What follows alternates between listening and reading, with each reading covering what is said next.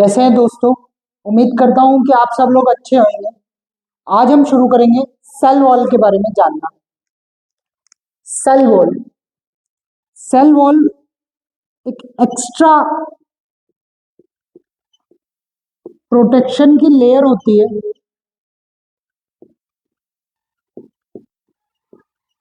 Extra protection layer होती है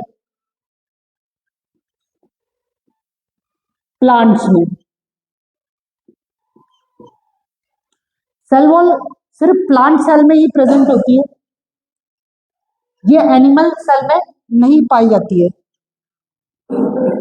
ये एक non living and dead layer dead layer होती है।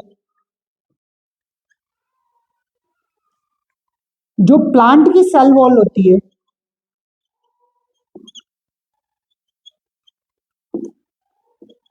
प्लांट सेल वॉल होती है, वो सेल्यूलोज से मिलके बनती है। दूसरी, जो बैक्टीरिया की सेल वॉल होती है, वो पेप्टिडोग्लाइकन की मिलके बनती है। पेप्टिडोग्लाइकन की मिलके बनती है। और जो फंगी की सेल वॉल होती है, वो काइटिन की बनी होती है। तो हमने जाना ये जो एक्स्ट्रा प्रोटेक्शन लेयर होती है वो प्लांट सेल में ही होती है, एनिमल सेल में नहीं होती है।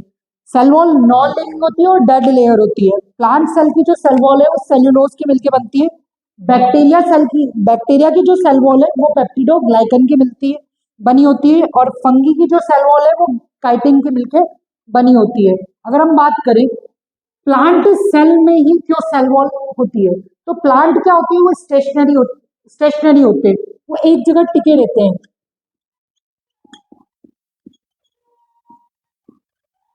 जिसके कारण प्लांट सेल में ही सेल वॉल पाई जाती है फॉर द एक्स्ट्रा प्रोटेक्शन। जो ये सेल वॉल होते हैं वो फ्रीली परमिएबल होती है, फ्रीली परमिएबल होती है। आने जाना कोई भी आसानी से कर सकता है। इसमें उसमें ऐसा नहीं है कि सेमी परमेबल मेम्ब्रेन की तरह कोई रोक टोक है। तीसरी चीज, ये प्लांट सेल को शेप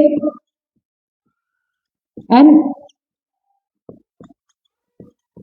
रिजिडिटी प्रोवाइड करती है। तो ये प्लांट सेल को शेप एंड रिजिडिटी प्रोवाइड करती है। हमने जाना सेल वॉल जो होती है वो एक्स्ट्रा प्रोटेक्शन लेयर होती है only in the plant cell, it does not present in the animal cell. ये नॉन लिविंग और डेड लेयर होती है। प्लांट की जो सेल वॉल है वो सेल्यूलोज की मिलके बनी होती है। बैक्टीरिया की जो सेल वॉल है वो पेप्टिडोग्लाइकन की मिलके बनी होती है। फंगी की जो सेल वॉल है वो काइटिन की बनी होती है। ये एक फ्रीली परमिएबल मेम्ब्रेन होती है प्लांट सेल में। ये इसलिए पाई जाती है क्योंकि वो स्टेशनरी होती है। जो प्लांट सेल होती है ये उसको शेप और रिजिडिटी प्रोवाइड करती है। तो हमने जाना सेल वॉल के बारे में। अब हम आगे चलते हैं और जानते हैं आज न्यूक्लियस के बारे में।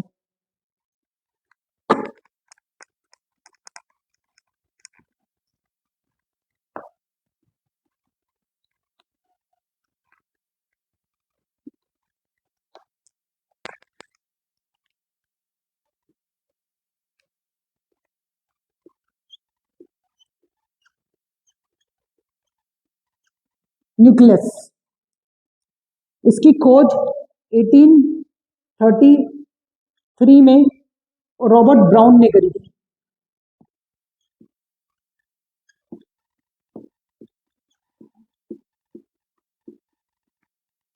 अगर इसके स्ट्रक्चर की बात की जाए तो सेल के अंदर इसके अंदर तीन चीज होती है। स्ट्रक्चर की बात की जाए,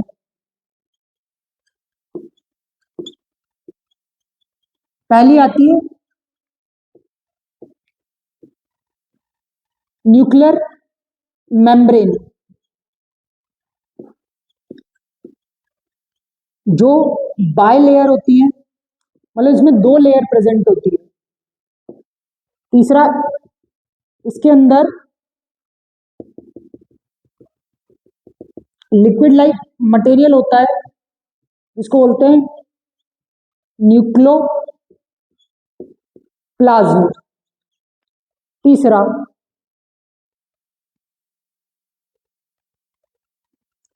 इसमें एक थ्रेड लाइक स्ट्रक्चर होता है, थ्रेड लाइक स्ट्रक्चर, जिसको हम बोलते हैं क्रोमेटिन। और यहां पे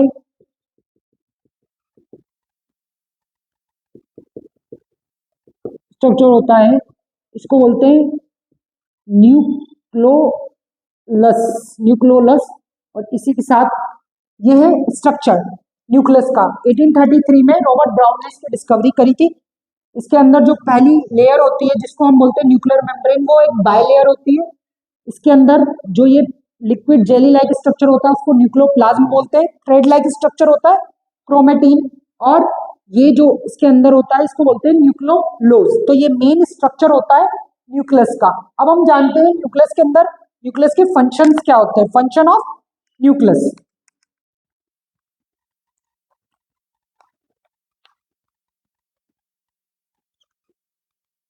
अगर फंक्शन की बात करें तो ये सेल साइकिल को रेगुलेट करता है। दूसरा, सेल्यूलर रिप्रोडक्शन में पार्टिसिपेट करता है।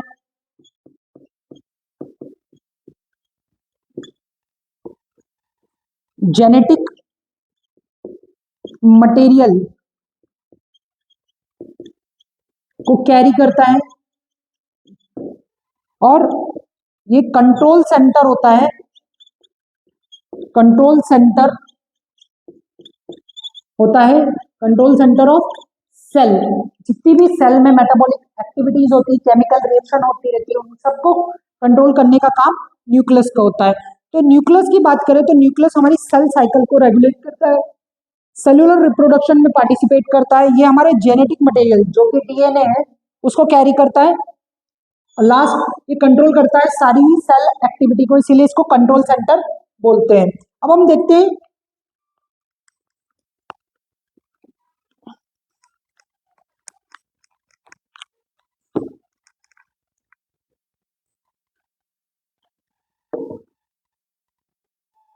जो हमारा न्यूक्लियस है उसमें ये थ्रेड लाइक स्ट्रक्चर है। ये जो थ्रेड लाइक स्ट्रक्चर है इसको हम बोलते हैं क्रोमेटिन।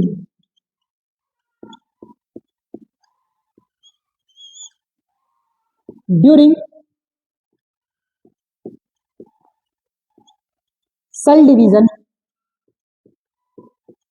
सेल डिवीजन के समय ये क्रोमोटीन जो होता है वो कंडेंस हो जाता है, और कंडेंस होके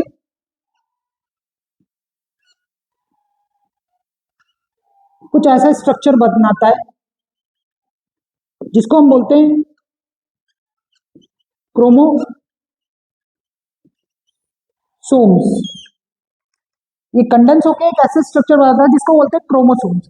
हम ह्यूमन बॉडी की बात करें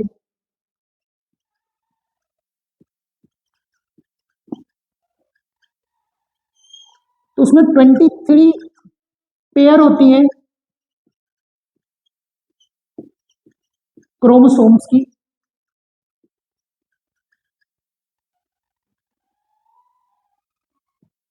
जिसमें 22 पेयर को हम बोलते हैं ऑटोसोम्स, और 1 जो पेयर होती है उसे हम सेक्स क्रोमोसोम्स बोलते हैं।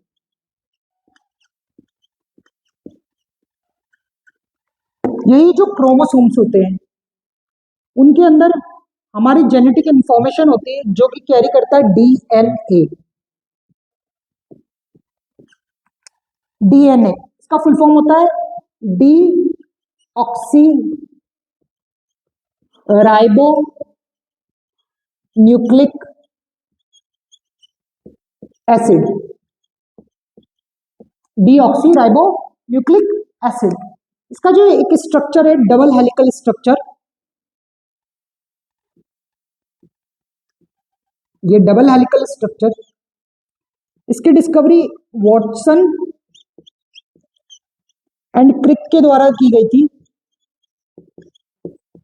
अगर डीएनए मॉलिक्यूल की बात करी जाए तो इसकी डिस्कवरी फेडरिक मेशायर ने करी थी। तो हमने जाना कि ये जो थ्रेड लाइक स्ट्रक्चर है उसको क्रोमोटीन कहते हैं, लेकिन ड्यूरिंग सेल डिवीजन ये कंडेंस हो जाता है और ये एक स्ट्रक्चर फॉर्म कर लेता है जिसको बोलते हैं क्रोमोसोम। ह्यूमन बॉडी में 23 पेयर्स क्रोमोसोम्स की होती है। 23 मतलब टोटल अगर देखा जाए तो 46 क्रोमोसोम्स होते हैं।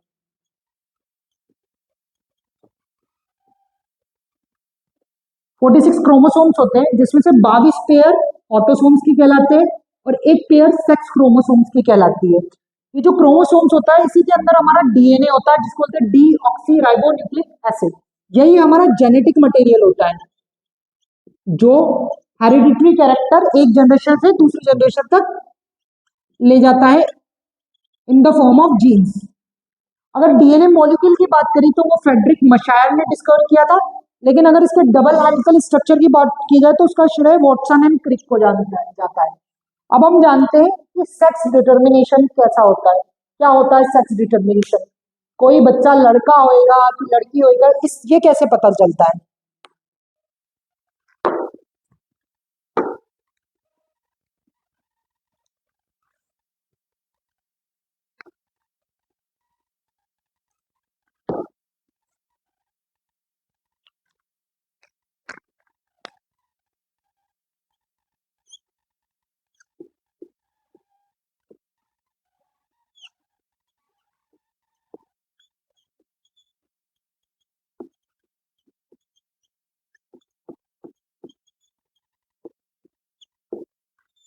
अगर सेक्स डिटर्मिनेशन की बात की जाए तो जो मेल होता है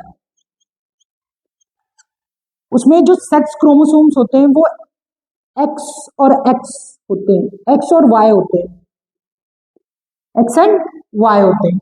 वही फीमेल की बात की जाए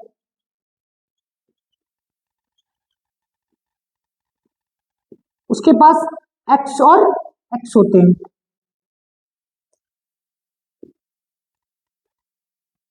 ड्यूरिंग रिप्रोडक्शन प्रोसेस मेल अगर एक्स देता है और फीमेल तो एक्स देगी, तो जब एक्स एक्स मिलेंगे तो ये बनेगा गर्ल चाइल्ड।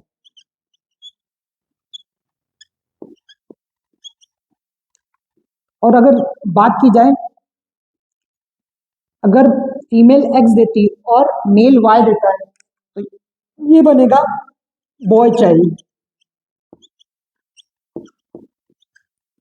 तो आपने आज जाना कि बच्चा लड़का होएगा कि लड़की होगी ये बात मेल पे डिपेंड करती है अधिकतर, ना कि फीमेल पे।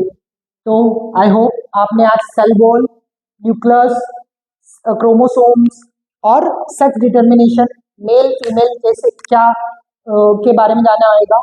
I hope please like share and subscribe the channel. Thank you very much.